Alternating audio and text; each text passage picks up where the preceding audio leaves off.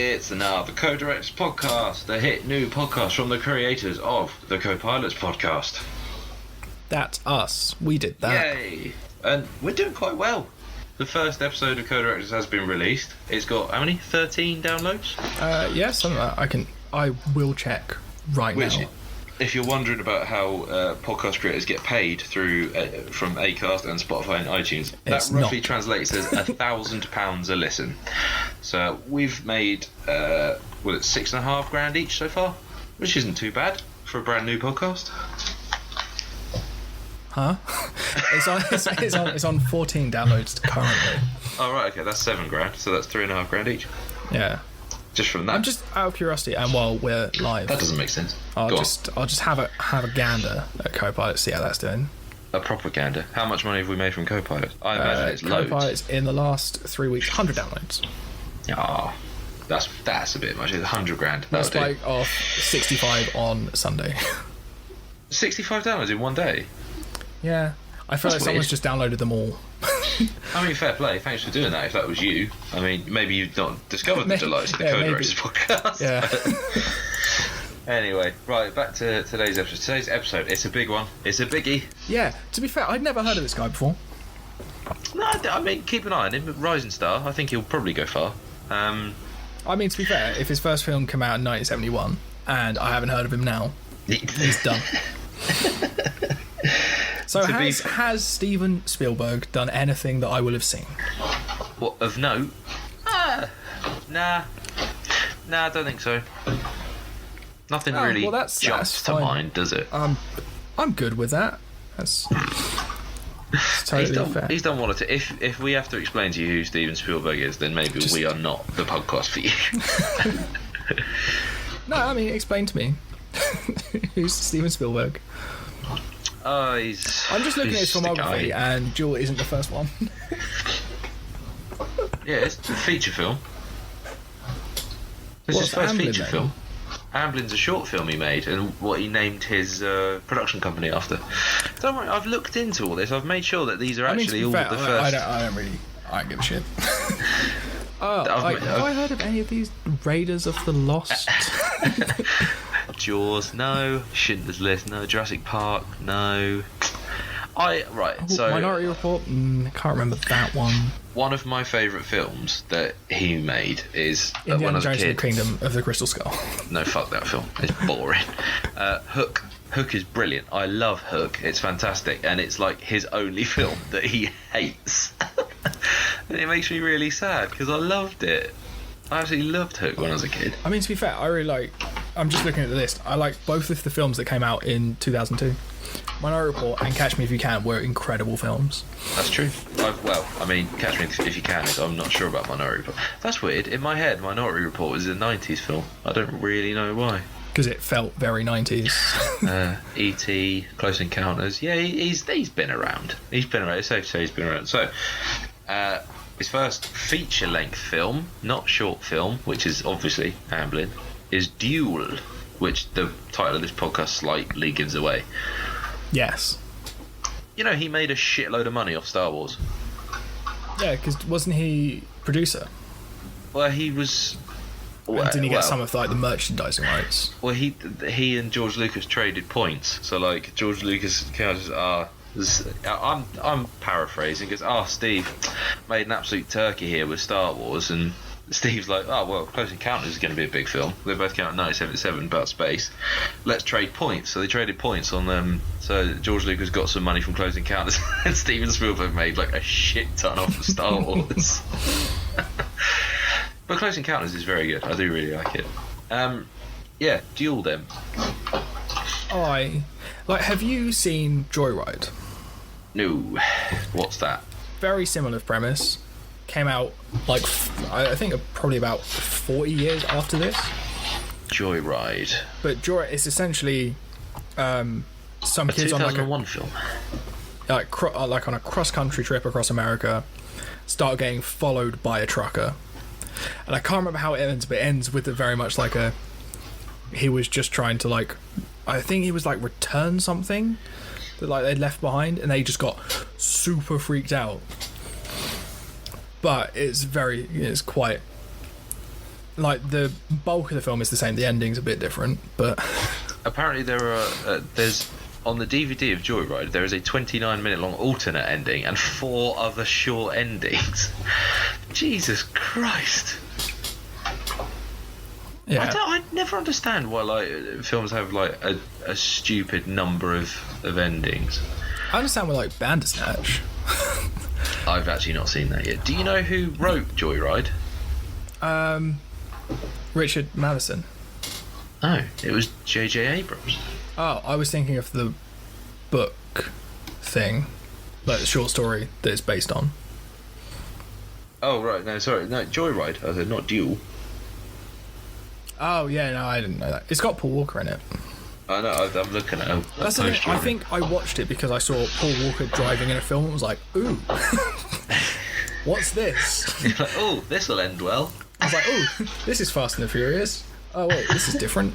What's this? I don't understand. You're being chased by a lorry. Cool." So yeah, that's basically the story of Duel, isn't it? There's a chap whose name is David Mann, which actually that led me to laughing because he's on the phone to someone at some point and he says, "My name's David Mann," and they go, "How'd you spell that?" Fuck, really? It's got a double N.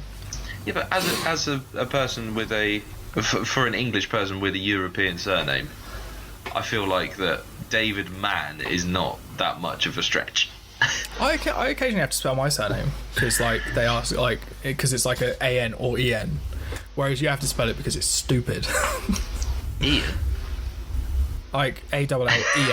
I know. AN. I was making a funny Christmas joke. It's not Christmas anymore. Thank fuck.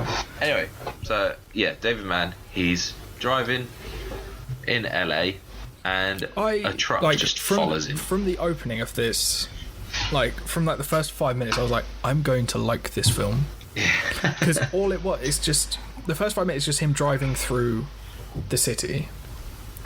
I really like that opening shot where And it's just 'cause it's on the front of the car.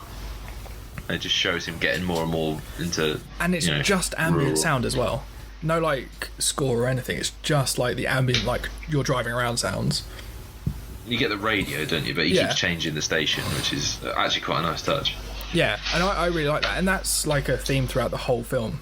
There are very few points where there is actually like a score that isn't coming from either the car or it's just ambient noise. Would you like me to throw another film student-y word at you for that? No. Oh. I thought you were just going to anyway. I didn't think you'd actually accept my answer. No, I'm not going to. No. Sound that is occurring within the fiction of the film is called diegetic, and sound that is happening outside of the fiction is non-diegetic. So a score would be an example of non-diegetic noise. The radio is diegetic noise. How clever's that? Yeah. You're welcome. That The degree is paid paying for itself, yeah. It's really good being 28 grand in debt. We really need this podcast to pick up. So the thing. Go on. So within like the first 5 minutes, and you see this truck start like harassing him a bit, like they're going a bit back and forth. But the first time it overtook him, do you know what I saw?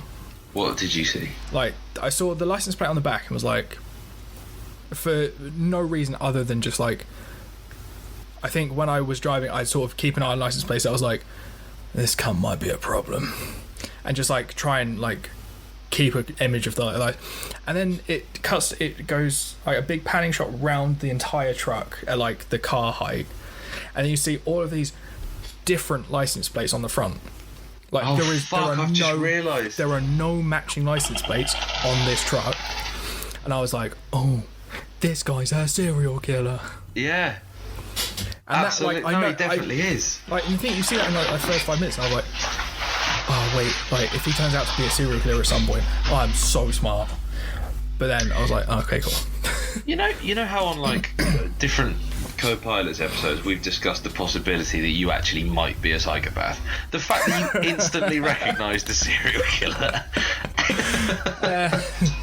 I just know what to look for. I've done a lot of research. And murders. Wait, what? Research. We just call them research. So so the film is basically entirely one massive car chase.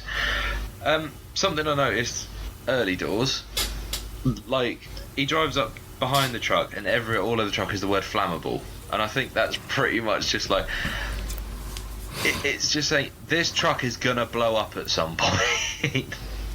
Yeah, it's essentially just a hint that something's going to be on fire and explode. Though it's not like the at the end the truck doesn't actually explode. It burns though, doesn't it? Yeah, but that's because the car explodes. Well, it bursts into flames. I really liked that though, like just really jumping to the end.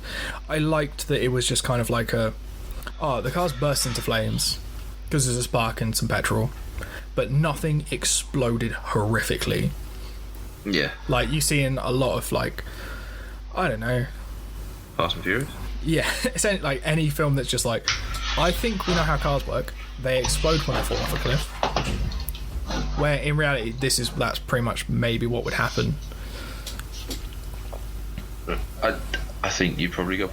I did wonder if it might have been a budget thing because the budget was quite low. So I wonder, putting explosives into a prop is probably quite expensive. So then that's set like fire to it's just easy. Relatively, because we're what I can't do maths, but we're like nearly 50 years. Like we're like 48 years ago. 450k is probably still quite a good sized budget at the time. That's actually a really good point. That is a good point, actually.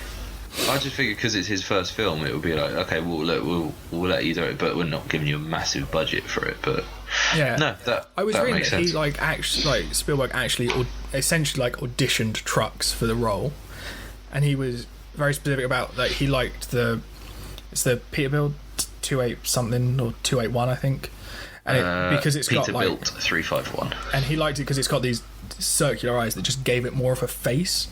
Because the truck is the villain in this. I don't. A lot of people say like you see faces in the front of cars, like because the headlights are the eyes. I genuinely don't ever see that. Oh, it's like an actual thing. It's like anthropomorphic something. It's seeing a face where there isn't one. That's how you get a lot of ghost stories. Yeah, it's essentially it's how people see like shapes in the clouds and stuff as well. It's like that sort of thing. Yeah, for some reason it just doesn't work for me with cars. Like, it works for me with other stuff, like you say, clouds and shit, but it just doesn't work with cars. I don't know why. But... Yeah, it's just like I think for this it's just like the headlights and the straight like mouth, and then I mean, to be fair, I don't really see faces in a lot of cars. Some cars, like you're like, that's very obviously just meant to be a face. Yeah, so when you get the fucking eyelashes on headlights. If you have eyelashes on the headlights of your car, you're a twat. Do you know what you're getting for your birthday?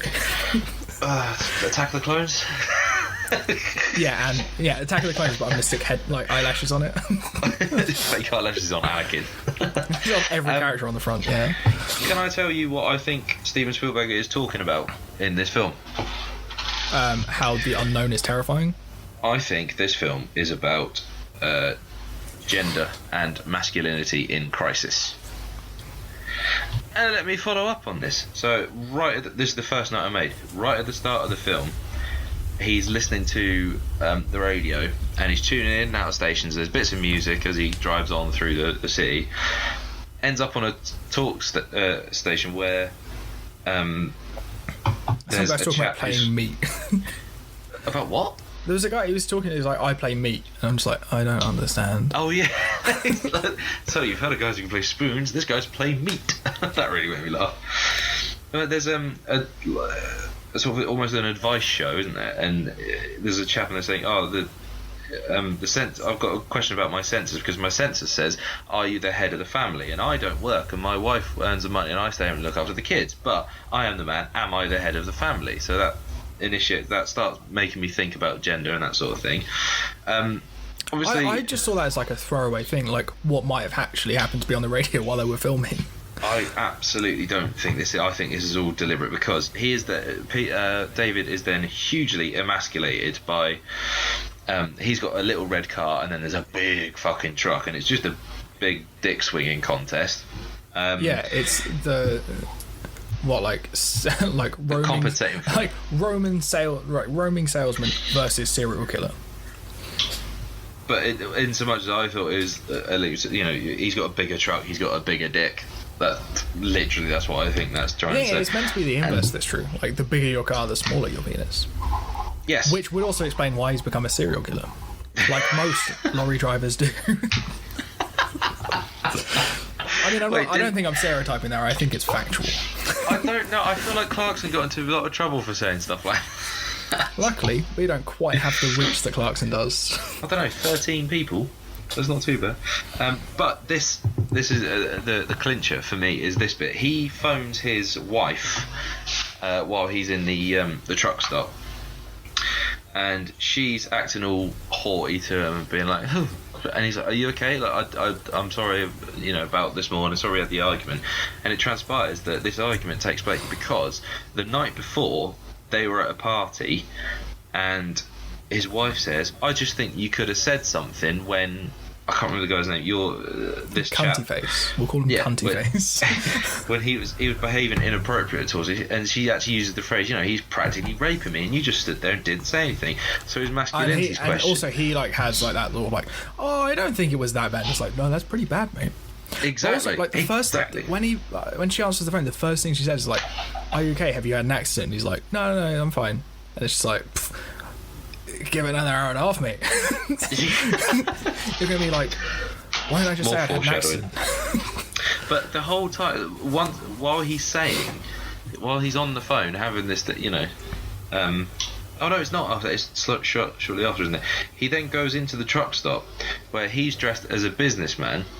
So that's one sort of American idea of what a man is, and he goes into this truck stop which is full of guys dressed in cowboy dress, which is another sort of a more macho type of man. So it's just showing the contrast between them there, and he does not fit in, and he even makes the mistake of trying to act tough to the wrong person who ends up punching him and leaving because he thinks it's the driver of the truck.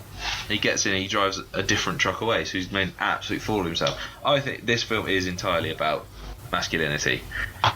That is why I got a film degree. Yeah, because you can take like one little thing and drag it out into like a 20-minute discussion. This is it. Here we go. He eventually resolves to act aggressively, but it's misplaced. So he punches the wrong guy. He fights the wrong guy, doesn't he?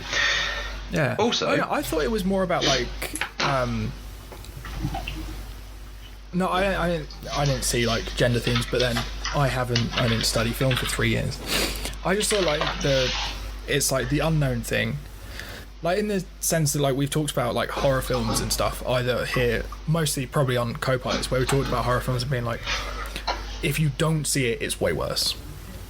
So like with this, you see the truck, and you never see the driver, which one it makes the driver.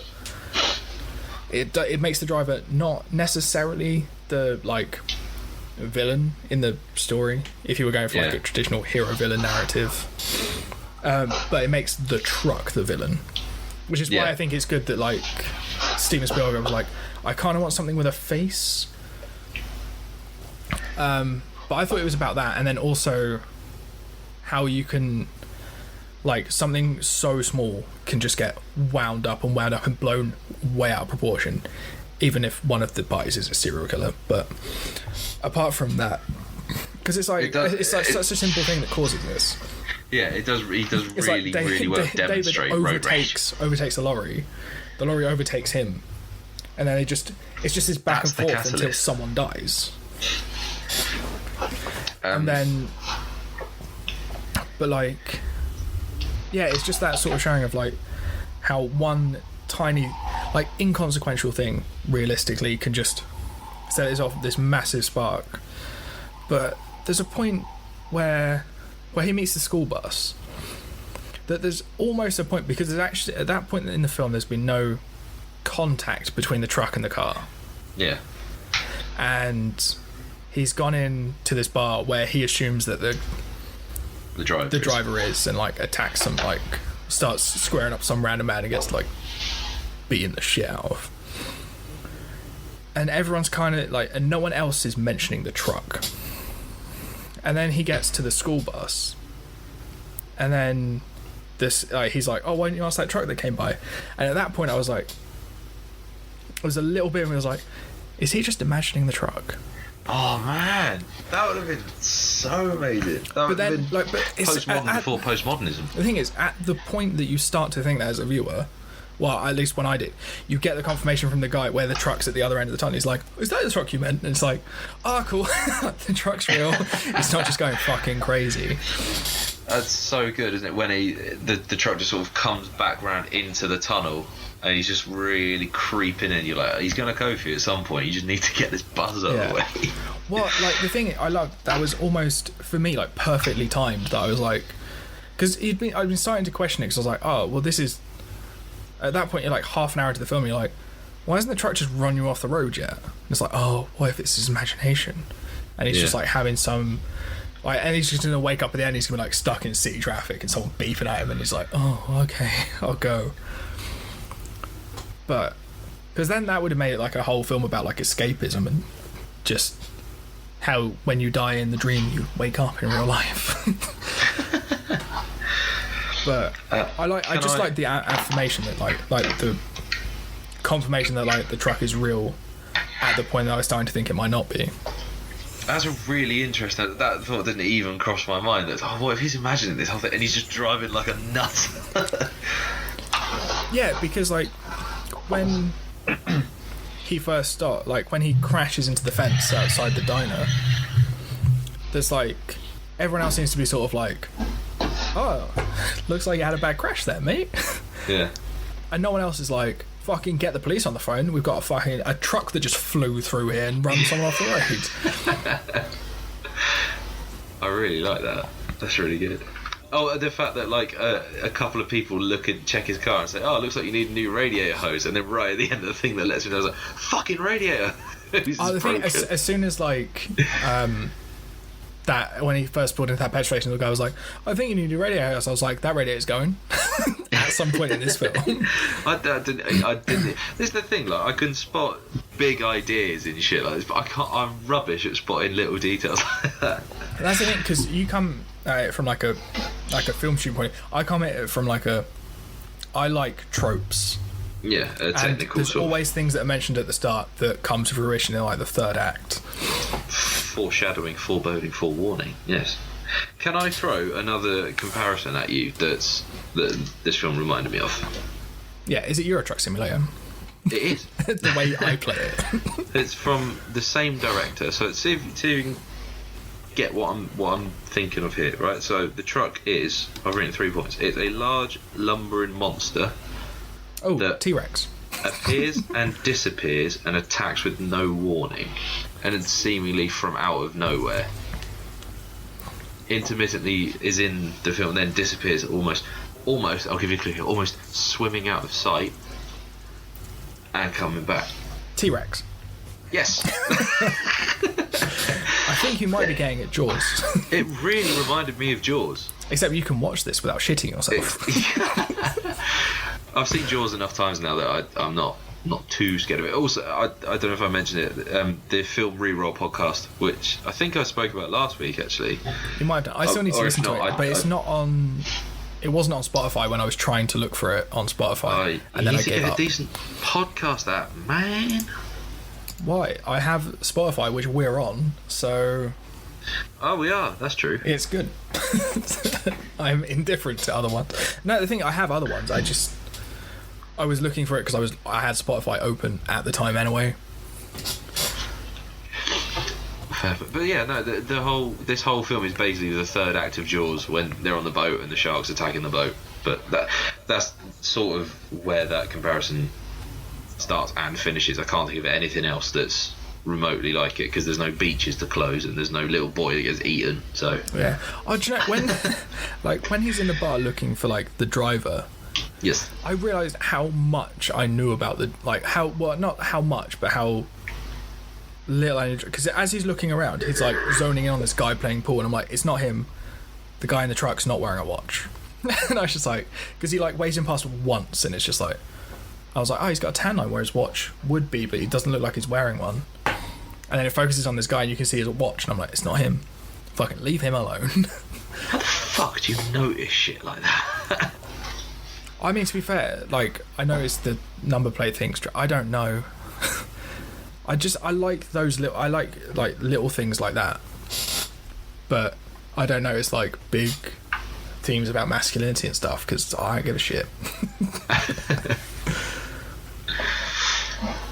I mean, it's quite a simple narrative, so that, you know, we've managed to get into the whole discussion of gender politics on here. But other than that, it's very Hitchcockian. Also, the very end of the film,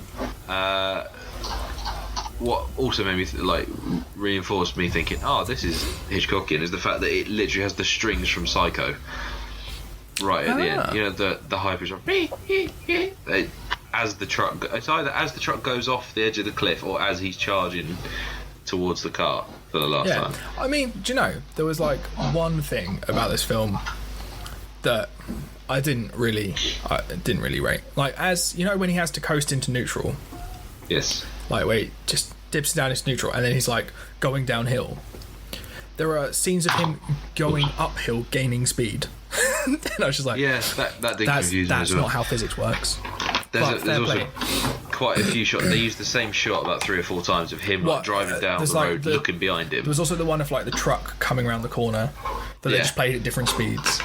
Yeah. But what's weird is, you know, like I guess it's just a limitation on filming. I guess at the time, technology of the time, and we're so used to faster cuts and faster editing that the shots take their time with. It'll show like a cut of the dash, and it's like 80, then it'll cut up and it's like clearly someone driving like 40 miles an hour. Yeah. But the thing, you just like, I noticed it like the first few times and then just kind of went, cool, he's going at like 80 miles an hour. Like, I don't care. I'm not that, because I also was sort of like aware. There was one shot that I really love. There's like a shot where there's a camera hanging off the side of the car and he like skids and there's this audible clunk and then a cut. And I was like, that car did not make contact with anything, and it's clearly someone's been sliding around a corner and just ripped a camera off the side of this car. And then they must have got the film and just been like, this is a great shot. It's just the noise, it's just like and then it's just like a fairly quick jump cut. I was like, yeah. I think that was one of my sort of favourite shots of the film. Yeah. I think I meant, like, to film something like this, how many shots would you need? Like, to get all of the different angles of, like, the same sort of stretch of road. Yeah. Well, I mean, it'd be at least one from every angle. I mean, I also was thinking, like, you know, how many... Also, these are going to be, like, fairly older, like, film cameras, aren't they? Yeah, it's not going to be like you stick a little GoPro on the front of it. You got to bolt it on there. No, I mean, to be fair, I really like it when directors stick GoPro footage into stuff that's been filmed on, like, the Red 5 cameras. Like, it just flows seamlessly. Like, you can't even tell on an IMAX screen where that GoPro footage is that's filmed in at max 1080p. Are you thinking very specifically of The Hobbit? Yes, that fucking barrel scene. It's ruined the Hobbit trilogy for me. But yeah. No, because they would have been fairly sizable cameras, wouldn't they? Yeah, they'd be junky fuckers. Which is weird because they've got all these, like... So I'm guessing I'm getting multiple cars, obviously. And I'm guessing probably just, like, have a car for each shot that you're doing. I'm really getting into, like, detail that we never normally do. I mean, I don't know. Like, technically, I don't know if that would work out as more expensive because then you've got to buy more cars. But then would you save time by not having to, you know, bolt the camera onto different parts of the car? So unless you had like, so if you had like, say, like 4 angles that you're trying to do with the car. You could just have 2 cars, they're each set up to do 2 different angles. So while one's off shooting, the other one's getting prepared to take out the afternoon or something. Yeah, you just have... And also, because when it's just a shot of the car, you don't need Dennis Weaver in the car, do you? You just have some cunt driving it. Oh, here we go. The car was carefully chosen, although 3 cars were used in the actual production of the movie. So there you go. Oh, that's interesting. I've never really thought about it, because there's some shots are from the chase cam. Also, there's some of the shots that I really like are the ones where it's very clearly just attached to like something solid attached to like the chassis of the car or the truck. See that and they're just vibrating. Yeah. And it's like, it gives you that sense of like, oh fuck, we're really there. Well, it shows they actually fucking did it, rather than just, you know. Oh yeah, like there was no shadow of a doubt that this was all practical effects. Oh, yeah, during the original film, the crew had one truck, so shots of the truck falling off the cliff had to be completed in one take. Can you imagine if something went wrong? You haven't got an ending to your film. I mean, to be fair, all you're doing is driving a truck off a cliff. You just need to make sure that all the cameras are rolling. Oh, here we go. For the film's theatrical release, though, 2 additional trucks were purchased in order to film the additional scenes that were not in the original made-for-television version, so the school bus scene and the railroad crossing. Ah, that makes sense. Yeah, no, it was... Yeah, no, I really like this film. I'm just looking at what, like, references to it have appeared in. Oh, Joyride's mentioned. What is? Joyride. Joyride, yeah. Grand Theft Auto 5. Euro Truck Simulator 2. Yeah, I mean, Euro Truck's just a mod. Also, it appeared on the the Incredible Hulk TV show. Apparently, Spielberg was not happy about it. Was it really? Yeah, it must just been like a background scene or something. But yeah. No, Murder, She Wrote. Yeah, there are things that have like touched on it a lot. Yeah. But yeah, good film, I thought. He'll do well, this Spielberg. Yeah, no, I think he's I think he's dead right. Yeah, I liked it. Our next episode then. It's a big one. Oh, in the DVD documentary about this film, Spielberg observes that the fear of the unknown is perhaps the greatest fear of all. That's what I said. That's an H.P. Lovecraft quote. Yeah, well, Spielberg said it about this film specifically. Hang on. H.P. Lovecraft. The oldest and strongest emotion of mankind is fear. And the oldest and strongest kind of fear is fear of the unknown. Yeah, that's an H.P. Lovecraft quote. Yeah. Also, he says that, like, says the effect of not being able to see the driver makes the real villain the truck. Yeah, it's absolutely true. You don't even think that there's someone driving the truck, do you? What I'm actually doing is reinforcing the things that I said earlier on. Yeah. Because I just want to get that. What you're saying is you and Spielberg are on the same wavelength. What?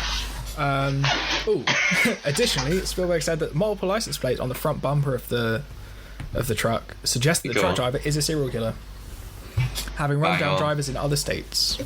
Fucking bang on. Maybe that's what he's doing, the 52-state killer. Oh no, it's 50, isn't it? The 50-state killer. Like, he's trying to kill someone and collect a license plate from every state. Ugh. Well, I mean, he's fucked that. Because he's dead. Now. You imagine if this was his last one. Fair, like, because you never see the driver, you don't need, like, you don't need it. There's no confirmation that he's actually dead. You see some blood dripping in the cab of it, but meh. It's almost like the truck's bleeding. Yeah, but then at the same time, like, you don't need an ending, because the end of it is like David being like, yeah, I've won, and then being like, what the fuck am I going to do? I know, I'll throw stones off this cliff. Because at that point, he's in control of the narrative of what happened. Like, he can just say, oh, this guy's been trying to run me off the road for like 200 miles. I jumped out just in time, and he just like rammed it off a cliff. Like, he doesn't say that essentially he instigated it. It's his fault because he overtook the lorry. Bastard. Yeah, to be fair, realistically, it is all his fault. Also, the other guy's a serial killer, so, you know, he was gonna get someone. Yeah, I think I've run out of things to say. Apart from that fucking old couple who wouldn't call the police because they're like, I don't know. Bastards. It's just like, and then they're just like, yeah, he's like, that truck's been trying to kill me. Can you just go to the next town and call the police? And they're like, I don't know. I don't think I want to be involved. And it's like, fuck you, lady. Jumps across, kicks her in the face. You're one of like 3 women in this film. Like, just go and call the police. Get some more screen time. Yeah, I like Duel. Duel's good. Yeah, no, it was really good. It's weird because I don't know why, but I always expect to not like things. Oh, that's a bit of a downbeat way of looking at things. It's not that. It's just like I don't know. I think because we're so spoiled with like choice in like more recent cinema times that like I don't know. Like we're just spoiled by special effects essentially. But then I was watching this, I was like, oh man, I love practical effects for like car chases and stuff. Yeah. Because you get things that you'd never bothered to do on like CGI. Like when the truck does that, like cuts round that corner. Also, fucking props to the stunt guy who drove this truck. Because some of those, like coming around that corner at that sort of 40, 50 miles an hour in that truck and just dipping a wheel into the dirt. Yeah. But if that had been CGI, you wouldn't have dipped the wheel on the dirt. Or if they had, it wouldn't be anywhere near as impressive. Yeah. Also, it wouldn't have been. Well, I get the thing. You just wouldn't. I don't think you'd bother doing it because you'd be like, well, he can just make the corner. Yeah. It's just that real sort of like slight, I guess maybe miscalculation, just flinging up that dirt. Just I think it added to that shot. Okay, now you really I'm done. like this, didn't you? Yeah, no, I really did. I just like car films as well. Have you seen The French Connection? No. That's got one of the best car chases in it because Is that the one that's just through Paris? No. It's in New York, and the guy Popeye Doyle, Gene Hackman played Popeye Doyle, this detective, and he's following the train that goes above the road. You know, in like GTA 4, the bit where you start off, and there's like the train that runs over the road, and it's like. Yeah, I know exactly what you mean. Yeah, he's following a train, but he's driving. When they filmed it, they didn't have permission to do it, so he rams into a couple of cars, and he did it for real. And these people had no idea they were filming a car chase. It's fucking brilliant. It's a really, really amazing sequence. Good film as well, French Connection. But yeah, Jules. I'll have to check it out. Our next episode, it's a big one. It's a big one for me because I'm a little bit obsessed with at least one of this guy's films. We're doing Christopher Nolan. Oh, didn't he do something I've seen? The Prestige, the best film. I was thinking of Batman. Yeah, that too. But no, The Prestige. I'm a bit obsessed with The Prestige. I love it. It's really, really. Yeah, it's really weird. I get occasionally get confused between Christian Bale and Christopher Nolan, and I'm like, because I just associate both of them with Batman. Yeah. Of course. And occasionally I'll be like, oh, didn't Christopher Nolan do like American Psycho? I love the bit where he hits the guy with the axe. Yeah, no, it's weird to see a director just doing that in the behind the scenes. just straight up just murdering people. It's fine. It's Following by Christopher Nolan, which actually is only just feature length. It's 68 minutes, and looking at Amazon, I wonder if we're going to struggle to get a copy of this. So it might actually be Memento. But we'll see what we can do. But yeah, so this has been fun. We will see you, not see you, but you will hear us next time. Yes. For Chris Nolan. I will be here. I fucking hope so, because I'm not talking to myself for half an hour, 40 minutes. Oh, it's fine. I found the following on YouTube. Sweet. Oh wait, no, not the following. It's just following. It's called Following. It's Following. D. Christopher Nolan, 1990. Amazing. I wonder what language is it in. If it's D, that'll be Italian. Yeah. Oh, it's all in. I hope the film's like that. Okay, yeah, fine. Bye. We'll find a legitimate source for the film. Oh yeah, we will. I'm sure you can just buy it on YouTube. It's fine. Yep. Goodbye. Yeah. Bye.